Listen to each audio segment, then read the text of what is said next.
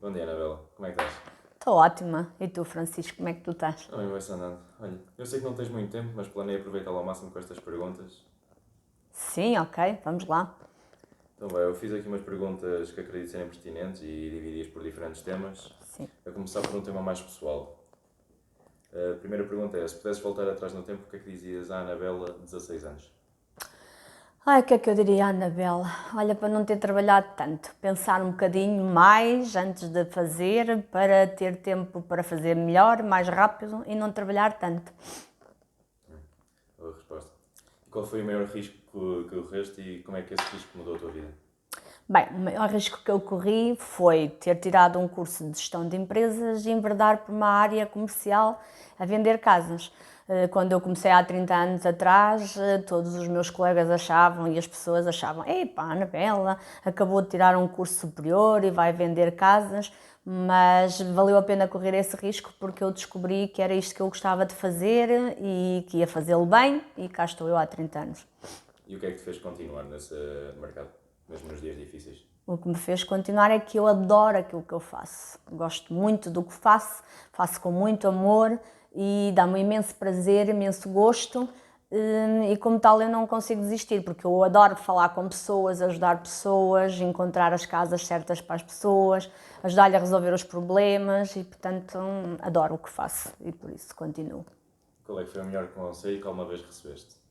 O melhor conselho que eu recebi foi dos meus pais, é ser uma pessoa humilde, ainda que a minha vida tenha melhorado, continuar sempre a ser uma pessoa humilde e a tratar todas as pessoas de igual forma, desde mais pobre ao mais rico, devo sempre respeitá-los a todos.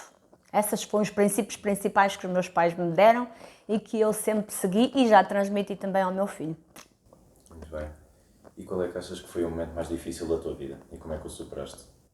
O momento mais difícil da minha vida foi ter-me separado e ter ficado com o meu filho aos 9 anos a viver comigo e eu ter que ser mãe, empresária, dona de casa, fazer todas essas tarefas em simultâneo. E se só pudesse deixar uma única lição para o teu filho ou para os teus netos, qual é que seria? Em termos profissionais, é que nunca desistam de encontrar aquilo que gostam de fazer, que foi o que eu fiz. Eu nunca desisti, apesar de ser de gestão de empresas, fiz contabilidade, fiz algumas coisas, inclusivamente outro tipo de vendas, mas que nunca desisti até encontrar exatamente aquilo que eu gostava de fazer. E eu acho que nós não devemos desistir. As pessoas acomodam-se muito, são muito comodistas e nunca querem mudar, não querem sair da zona de conforto e eu fiz isso. E por isso sou feliz naquilo que faço até hoje e mesmo cansada já, continuo a ser feliz e a ser realizada naquilo que eu faço. Acho que todos nós devemos procurar encontrar o que gostamos de fazer, nunca desistir até encontrar. Sim, realmente o conformismo está muito inserido na população portuguesa. Neste momento acho que Nos jovens escalar e... na vida profissional já não se torna tão difícil sendo que não há Exatamente, tanta concorrência. exatamente. Mas tinha aqui outra pergunta para ti, não sei se vais conseguir responder. Mas o que é que ninguém te perguntou até hoje que tu gostavas que tivessem perguntado? Olha, se calhar, sobretudo as pessoas que passaram por aqui e trabalharam comigo e que não conseguem compreender porque é que eu trabalho tanto e porque é que eu nunca paro de trabalhar, mesmo já tendo uma vida confortável, e continuo a levar isto muito a sério, desde que me levanto até que me deito. O porquê disso? Isso tem uma razão. A razão é porque eu vim de Angola aos 5 anos, perdi tudo, e então tenho aqui um trauma que é voltar a perder tudo e ficar sem nada na minha vida. Portanto, eu trabalho todos os dias para que isso não aconteça, para que eu não perca aquilo que já conquistei e consiga conquistar mais qualquer coisinha todos os dias. Sim, porque tu realmente criaste aqui um pequeno império em Viseu. Pequeno império, não. Tendo em conta Não as se pode imobiliárias. dizer isso. Em termos profissionais, sim, eu sempre quis ser melhor, estar sempre entre os melhores, faz parte da minha forma de ser, também já transmiti isso ao meu filho e acho que nós naquilo que fazemos temos que ser mesmo bons, ou sermos bons ou então não vale a pena. E eu costumo dizer que não vim ao mundo por vir. Eu vim a este mundo para deixar uma marca. Então a minha marca é na área imobiliária, dentro da minha cidade. Claro que é aqui que eu trabalho, embora já tenha trabalhado outros mercados, mas este é aquele onde eu estive mais tempo e vou continuar a estar. E neste percurso de 30 anos dentro do imobiliário, o que é que te deu mais orgulho? O mais orgulho é os meus clientes. ficarem satisfeitos, serem todos meus amigos. Em cada cliente eu faço um amigo, quer proprietários, quer compradores. Tenho muitos amigos, muitas pessoas que gostam daquilo que eu faço, que acreditam em mim, que me procuram para lhe dar conselhos, voltam outra vez, mandam familiares, amigos, e isso é a coisa mais fundamental, mais importante na vida de uma pessoa em termos profissionais. Então, e diz-me, estas perguntas agora são mais direcionadas para aquele público que também quer ingressar no mundo do mercado imobiliário. E a primeira seria, qual é que é o maior erro que as pessoas cometem ao tentar vender uma casa? O maior erro a tentar vender uma casa, se calhar é tentarem vender sozinhos, porque depois não sabem exatamente que documentos é que hão de ter, como é que hão de lidar com as pessoas que vão às próprias casas, e tudo isso acho que eles pensam que conseguem vender sozinhos, que é fácil, mas às vezes pode se tornar muito complicado. E nós imobiliárias temos essa facilidade porque já estamos preparados, não é? Em termos técnicos e em termos profissionais para o fazer de uma forma diferente, profissional, assertiva e sem que as pessoas venham a ter problemas, não é? É esse o nosso objetivo, não quer dizer que sempre o consigamos concretizar. E o que é que distingue um consultor imobiliário mediano de um consultor de topo? Muito trabalho, muita resiliência, muito gostar daquilo que se faz. Nós, para sermos bons em qualquer profissão, temos que gostar muito daquilo que fazemos e depois, se gostarmos, tudo corre bem, porque vamos nos tentar ser melhores profissionais todos os dias, aprender coisas novas todos os dias, quer com os nossos clientes, quer com as pessoas que trabalham connosco, quer com jovens, com mais velhos, com toda a gente, e portanto nós vamos sempre tentar ser bons naquilo que fazemos para sermos melhores profissionais. E será que para ser um consultor topo não teríamos também ter um sentimento mais humano, mais empatia com os nossos clientes? Sim, claro que sim. Essa é a grande... Aliás, este é um negócio, no nosso negócio é um negócio de pessoas para pessoas. Se nós efetivamente não soubermos lidar com as pessoas, nós temos que ser psicólogos, nós temos que ser conselheiros financeiros, conselheiros fiscais, temos que aconselhá-los também em cada uma das situações da vida de cada um dos clientes, porque cada cliente é um cliente, cada um tem uma situação diferente e nós temos que ter muita parte humana, assim, isso é uma das coisas que eu gosto.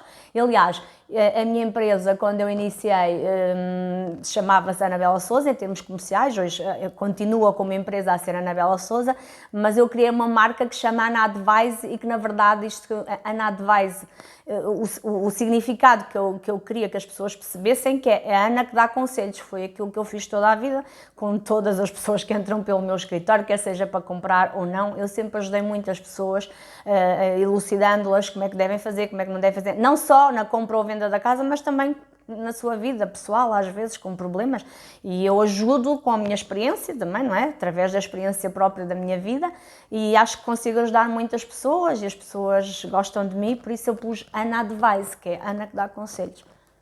Então, e por exemplo, para os que estão a começar neste momento, se tu tivesses começar neste dia, hoje, como é que ias começar? Como é que começavas do zero? Olha, começava por fazer formação a sério. Antes de começar, toda a gente deve fazer uma boa formação.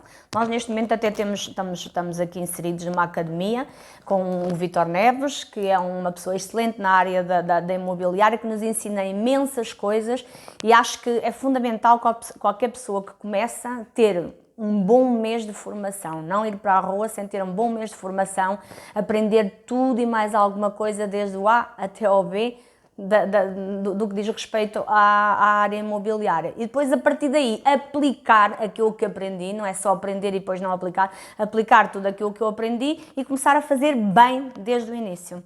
E aí o sucesso está garantido. Muito bem. E, na tua opinião, qual é que é a maior mentira que as pessoas acreditam sobre o mercado imobiliário?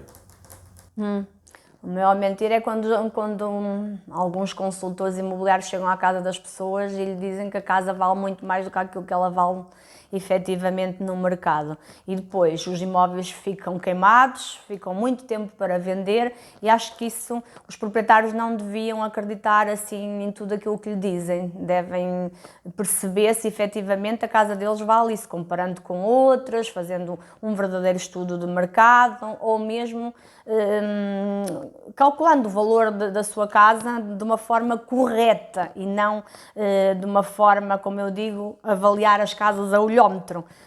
Porque muitas vezes os nossos colegas querem conseguir angariações, porque são objetivos, têm muitos objetivos nas empresas e querem conseguir angariações a todo o custo e então chegam ao pé das pessoas e dizem que a casa deles vale muito mais do que aquilo que efetivamente vale e depois estão a queimar também o imóvel e estão a prejudicar as pessoas porque não vão conseguir vender por aquele valor.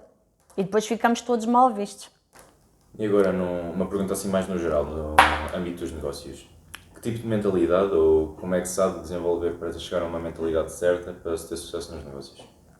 Opa, muito método. Primeiro, objetivo. Qual é o teu objetivo? Qual é o método? Método, teres organização, muita organização e depois muito empenho e muito trabalho. Nada sem organização, método e trabalho e depois equipa, ok? Para quem tiver empresas grandes ou que tiver equipas, é fundamental termos uma boa equipa, toda alinhada, com os mesmos objetivos, motivada para conseguirmos ter sucesso, porque as empresas no fundo são as pessoas que nelas trabalham, não é? Nós podemos ter todos os mecanismos, máquinas, etc., mas se não tivermos pessoas, com a inteligência artificial isso vai mudar um bocadinho, mas se nós não tivermos as pessoas certas e com o mesmo foco, todas a trabalhar no mesmo sentido, uma empresa não quer nada se não tivermos esse tipo de coisas. Então, e por exemplo, o que é que os clientes querem quando compram uma casa? O que é que eles realmente querem? Bem, o que os clientes todos querem é comprar a casa certa ao menor preço possível. Só que isso todos nós queremos e nem sempre é possível, mas é um bocado isso que eles procuram. E o que é que achas que mudou nos últimos anos no mercado imobiliário, sem ser os preços, e quais é que são as tuas previsões para o futuro? Bem, o que mudou no mercado imobiliário, e sim, os preços, eu acho que nós estamos com preços muito altos e a qualidade não se ajusta ao preço. Sobretudo aqui na cidade de Viseu. Acho que as coisas, os imóveis duplicaram, triplicaram e em termos de qualidade cada vez se constrói mais rápido, não damos tempo para as coisas, para as massas secarem, para tudo ficar bem feito e estamos a construir muito rápido e a preços muito elevados. No futuro, não sei, Francisco, porque o futuro... A economia é cíclica, não é? E nós temos momentos altos, temos momentos baixos, já tivemos várias crises, vamos continuar a ter, isto é um ciclo. De 10 em 10 anos as coisas mudam, portanto, neste momento com toda a economia, com os problemas todos que nós temos, não sei como é que vai estar, mas estou otimista porque há muita gente, temos poucas casas, aqui em Viseu temos poucos imóveis para apresentar aos clientes, nós temos mais clientes compradores do que imóveis para apresentar, portanto, não podemos ser pessimistas, mas o futuro é algo que nós nunca sabemos o que é que vai acontecer, não é? Mas agora aqui mais um conselho para as pessoas que queiram vender uma casa. Se alguém quiser, por exemplo, vender uma casa o mais rápido possível, a um preço justo, um melhor preço para eles, que conselho é que lhes darias? Procura um consultor imobiliário com capacidades para o fazer, com experiência, com compromisso, porque a grande parte dos nossos colegas promete muita coisa, mas depois acaba por não cumprir e, portanto, procura alguém que de facto se vá comprometer com ele próprio para vender o seu imóvel, utilizando todas as ferramentas que estão que ele possui, não é? Como consultor imobiliário, e exigir dele que cumpra com aquilo que lhe prometeu. Então, aí no mesmo âmbito, desculpa, como é que ajudaria ou daria um conselho a um consultor para conseguir que um cliente confiasse nele? É fazer isso, é tu apresentares o teu serviço, não é? Apresentas o teu serviço, o que é que tu vais fazer, o teu plano de marketing e depois cumprires com tudo isso. E se tu fizeres isso tudo nos timings certos e da forma que lhe estás a explicar ao teu cliente e que é a forma como tu vais fazer bem, acredito que em conjunto, os dois, tanto o consultor como o vendedor, ajustando às vezes o preço, que tem que ser, não é? Porque nós nem sempre conseguimos acertar no preço certo, acho que juntos, fazendo um trabalho bem feito, consegue-se vender rapidamente. Mas o preço também é fundamental, ok? Não podemos chegar a Se nós tivermos um proprietário que é completamente irredutível e diz que quer aquele valor e aquele valor de facto não é aceitável no mercado, nós por mais coisas que façamos não vamos conseguir vender, porque o que vale, o que no fundo prevalece é o valor do imóvel. E o próprio mercado e os próprios clientes compradores é que vão ditar qual é o valor do imóvel. Eu até posso dizer que o meu imóvel vale X, mas os clientes compradores ao visitar começam a dizer não, mas acho que está caro, está caro, está caro. E se eles de facto dizem que está caro, é porque está caro. Porque quando um imóvel está no preço certo, as pessoas por norma não fazem quase nem... Podem fazer uma proposta ligeira de uma ou outra coisa, mas aceitam e compram. Agora, se efetivamente o imóvel estiver completamente com um preço descabido do mercado, um usado faça um novo, claro que depois vamos ter alguma dificuldade em vender, não é? E temos que ser coerentes e justos, não é? Porque nós temos que nos pôr no lugar do comprador e do vendedor, não é? Eu estou a vender, mas também tenho que pôr no lugar de um comprador. Se ele estivesse a comprar, o que é que ele pensaria? Se eu estivesse a comprar o meu imóvel que eu estou a vender, o que é que eu pensaria? Compraria por aquele preço, naquelas condições? É um bocado isso que os vendedores têm que fazer. Então, muitos clientes, muitos vendedores particulares têm aquele receio de trabalhar com imobiliárias pelos custos, pela falta de transparência por parte de muitos consultores. Como é que nós, como consultores, poderíamos transgredir isso para conseguir que os clientes confiassem mais em nós? Tendo já a perspectiva que acabaste de dizer, mas agora mais no âmbito mais pessoal. Olha, a primeira coisa começa por nós termos uma reunião e conhecermos o proprietário, conhecermos quais são as razões pela qual ele está a vender, conhecer um bocadinho da vida dele para depois tentarmos ajudar, não é? E também tem que haver uma certa empatia entre o consultor e o proprietário e profissionalismo, porque é tudo muito lindo eu ir lá dizer que sou o melhor e que vou conseguir vender a sua casa em 2 meses ou em 3 meses, mas de facto eu tenho que provar que sou capaz mesmo, não é? E depois isso também está...